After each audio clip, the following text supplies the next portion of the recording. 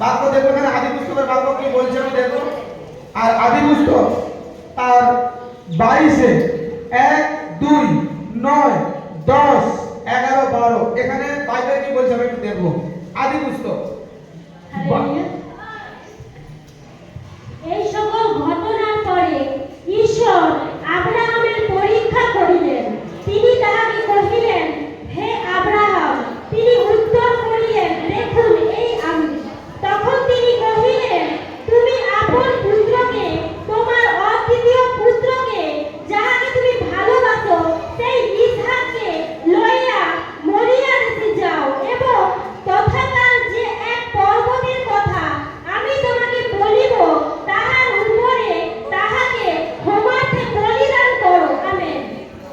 Hallelujah. দেখো এখানে চমৎকার বচন দেখো। আদি পুস্তক 22 অধ্যায় 1, 2, 9, 10, 11, 12 এখানে বাক্য বলতে দেখো, এই সকল ঘটনা পরে ঈশ্বর আব্রাহামের পরীক্ষা করিলেন। কার পরীক্ষা করছেন? আব্রাহামের পরীক্ষা করছে পরমেশ্বর। কি বলছে দেখো, তিনি তাকে কহিলেন, হে আব্রাহাম। তিনি উত্তর করলেন, দেখুন এই আমি। বলছে তখন তিনি কহিলেন, তুমি আপন পুত্রকে, তোমার অদ্বিতীয় পুত্রকে, যাহাকে তুমি ভালোবাসো, সেই ইসহাককে লইয়া মরিয়া দেশে যাও, এবং তথাকার যে এক পর্বতের কথা আমি তোমাকে বলিব, তাহার উপরে তাহাকে হোমাতে বলিদান করো। আজ বচন বলছে পিতা পরমেশ্বর আব্রাহামের পরীক্ষা করছে। আর সেখানে বলছে তুমি যাও, তুমি যাকে ভালোবাসো, তোমার একমাত্র সেই পুত্রকে তুমি বলি দাও। আজ কি বিশ্বাসী এরকম পরিস্থিতিতে আছে যে নিজের সবথেকে বেস্ট জিনিস, সবথেকে ভালোবাসার জিনিস ঈশ্বরের রাজ্যে দেবে? আজকে কি আছে? আমি এখানে কাহিনী শোনাচ্ছি তোমাদেরকে। দেখো এখানে আবার কি বলছে দেখো, এখানে বাইবেল কি বলছে দেখো। আমি 9 যদি দেখি, সে তো আব্রাহাম তো নিয়ে গেল তার পুত্রকে। 9 এখানে কি বলছে দেখো, ঈশ্বর নির্দিষ্ট স্থানে উপস্থিত হইলেন, আব্রাহাম সেখানে যজ্ঞবেদী নির্মাণ করিয়া কাষ্ঠ সাজাইলেন। আব্রাহাম পিছিয়ে ফিরেনি, প্রভুর আজ্ঞাকে মানতে। প্রভু যে সম্পর্ক তার সঙ্গে, যে পরমেশ্বর তাকে বলেছিল আব্রাহাম তুমি আমার বন্ধু হবে, সেই সম্পর্ক সে বেঁধে রাখছে। কিভাবে দেখো এখানে কি বলছে, সে কিন্তু রেডি। বলছে পরে আপন পুত্র ইসহাককে বাঁধিয়া বেদিতে কাষ্ঠের উপরে রাখিলেন হোম বলি করার জন্য। তার নিজের পুত্রকে সে রাখছে, বেদির উপরে রাখছে। তারপরে বলে 10 বলে, পরে আব্রাহাম হস্ত বিস্তার করিয়া আপন পুত্রকে বধ করণার্থে খড়গ গ্রহণ করিলেন। হালেলুয়া। খড়গ গ্রহণ করছে। আর 11তে কি বলতে হবে, এমন সময় আকাশ হইতে সদাপ্রভুর দূত তাহাকে ডাকিলেন, কহিলেন আব্রাহাম আব্রাহাম। তিনি কহিলেন, দেখুন এই আমি। 12 বলতে দেখো, তখন তিনি বলিলেন, যুবকের প্রতি তোমার হস্ত বিস্তার করিও না।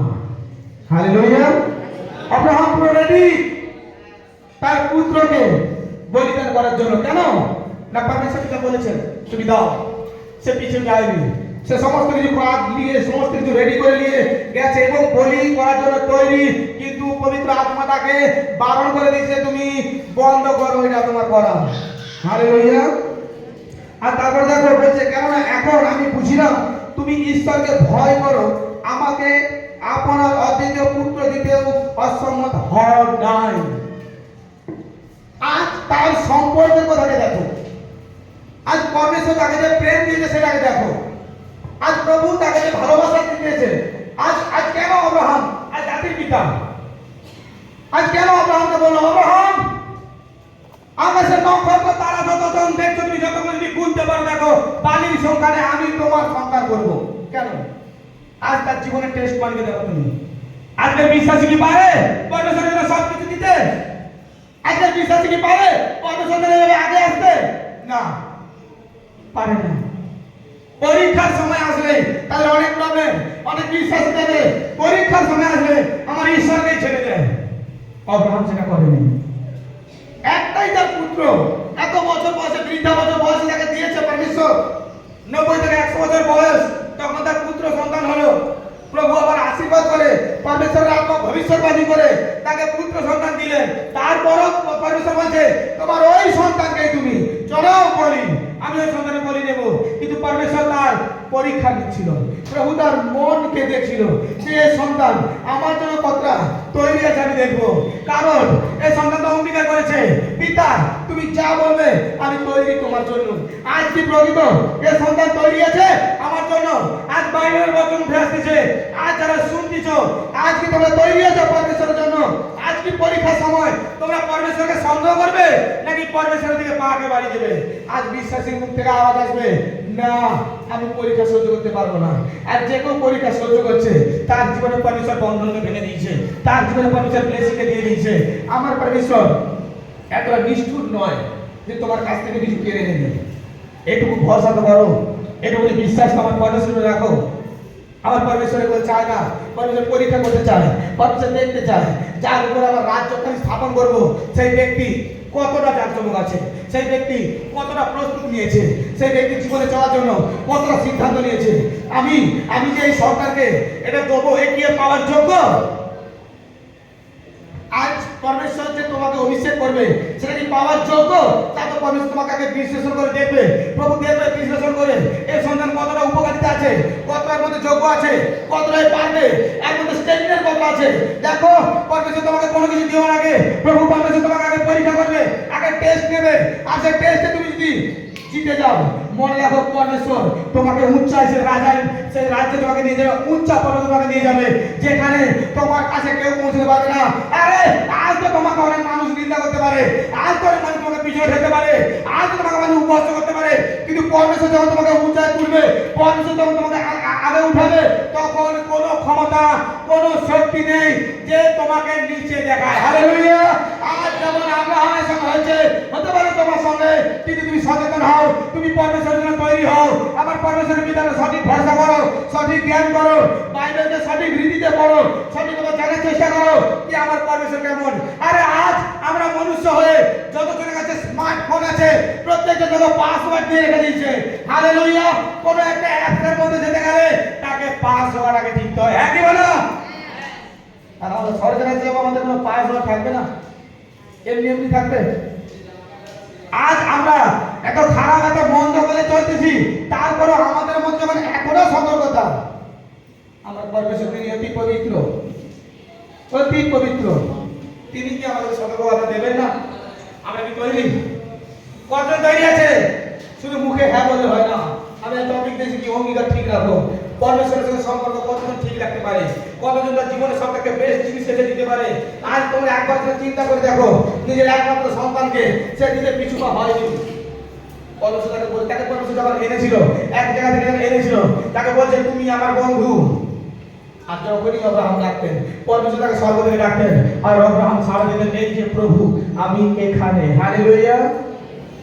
তিনি পরমেশ্বর, তিনি ঈশ্বর, তিনি তোমার জন্য সবকিছু করতে চাচ্ছেন। কিন্তু তুমি যদি তৈরি থাকো, তুমি যদি প্রস্তুত থাকো, তুমি যদি ঈশ্বরের জন্য নিজের হাতকে উঠাও, তুমি যদি ঈশ্বরের জন্য প্রত্যেকটা স্টেপকে উঠাও, মনে রাখো ঈশ্বর তোমাকে সবটাকে দামি ব্যক্তি বানাবে, ঈশ্বর তোমাকে সবটাকে বেস্ট ব্যক্তি বানাবে, তোমাকে এমন একটা জায়গায় পৌঁছাবে যে জায়গার চিন্তা ভাবনা তোমার মাথায় কোনো দিনের জন্য আসেনি।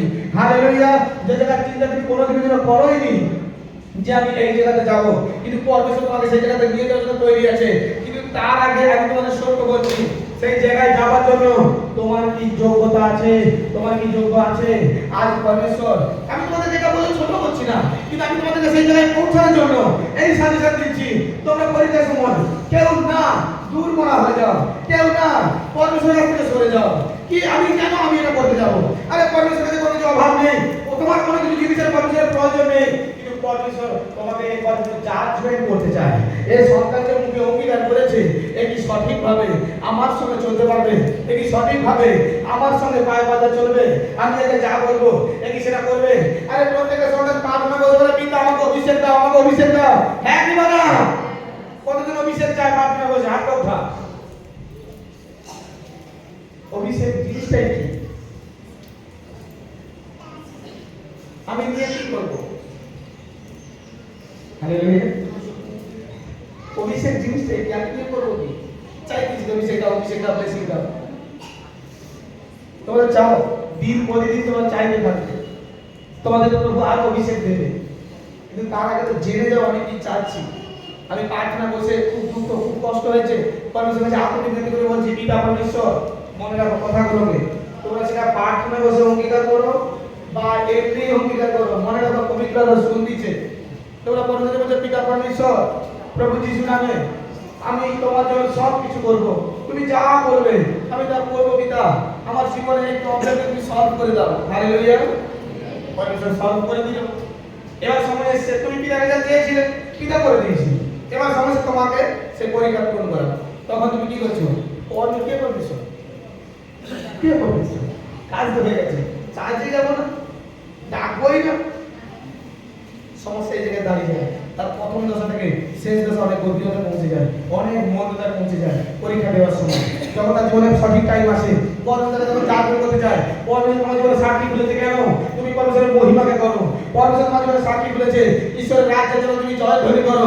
পরমেশ্বর তোমার জীবনে মিরাকেল করেছে, তুমি ঈশ্বরের রাজ্যের জন্য জয়ধ্বনি করো। হালেলুয়া। আর ঈশ্বর সেটাই চায়, যিশুকে প্রভু বলে মেনে প্রভু যিশু যা শিক্ষা দিচ্ছে সে শিক্ষাকে নিয়ে চলো। তা আমার পরমেশ্বর চায়, তা তোমার জীবনে অতি উত্তম রূপে দেখায়। কিন্তু আজকে দেখো, আজকে আমি দেখি আজ আমরা বিশ্বাসীরা 100-র মধ্যে হয়তো 5% 3% হয়তো পরমেশ্বরের কাছে পৌঁছাবে। বাইবেল বলছে অনুসরণ করো বারবার। পরমেশ্বর বলে গেছে বচনে, শুরুর কিছু জল শেষে পড়বে, শেষে কিছু জল শুরুতে আসবে। হালেলুয়া। মনে রাখো এই জিনিসটা হবেই হবে। প্রভু যিশু এমনি এমনি কোনো কথা বলেননি। প্রভু যিশু যে কি 2000 বছর আগে এসেছেন না, প্রভু যিশু বলে গেছেন কি পিতা জগৎ সৃষ্টি হওয়ার পূর্বে তোমার সঙ্গে আমার যে মহিমা ছিল সেই মহিমাকে পূর্ণ করো। তার মানে পরমেশ্বর আত্মা পবিত্র প্রভু যিশু কি বলছে, পৃথিবী সৃষ্টি হওয়ার আগেও প্রভু যিশু ছিলেন। তিনি থাকাকালীন সমস্ত কিছু সৃষ্টি হয়েছে, প্রভু যিশু সামনে সবকিছু রচনা করা হয়েছে, আর তা প্রভু যিশু জানেন। আর তাই অঙ্গীকার আমাদের সামনে পরমেশ্বর তুলে ধরেছে। বাইবেলের বচন কতজন পড়েছে? এই বাক্য বাইবেলে কতজন পড়েছে? দেখো সীমিত কয়েকজন, 2 থেকে 3 জন গুণা। বাইবেল কতজন কাছে আছে হাত ধরে? বাবা অনেকের কাছে আছে। বাইবেল পাঠ করো রোজ নিয়ম করে, অন্তত 2 ঘন্টা করে বাইবেল পাঠ করো। সকালে 1 ঘন্টা, রাতে 1 ঘন্টা। এটুকু তো পারো? পারবে না? তাহলে জানবে কি করে? আর যদি তাও যদি বাইবেল তুমি পড়তে না পারো, বচনকে শোনো মন দিয়ে, বাক্য শোনো। প্রত্যেক সপ্তাহে মণ্ডলীতে আসো, বাক্য শোনো। যদি স্মার্টফোন থাকে, বাক্য ছাড়া হচ্ছে আমাদের প্রফেট সঙ্গীত মিনিস্ট্রিতে, সেখানে বচনকে শোনো, তোমার জীবনে কার্যকারী হবে। প্রার্থনা করো, প্রভুকে বলো প্রভু আমাকে শিক্ষা দাও, আমাকে জ্ঞান দাও, আমাকে বুদ্ধি দাও। প্রভু দেখো তোমাকে জ্ঞান বুদ্ধি দিবে। কিন্তু প্রত্যেকজন মনে রাখার আজকে সতর্ক হয়ে যাও। আজ আমি পরমেশ্বরের সঙ্গে সম্পর্ক করতে চাই, হ্যাঁ কি না? মন থেকে বলো যে সম্পর্ক করতে এসে হাতকে উঠাবে। সম্পর্ক কতজন করতে পরমেশ্বরের সঙ্গে? তাহলে কি সে পারবে কি প্রত্যেকটা পরিস্থিতিতে পরমেশ্বরের সঙ্গে চলার?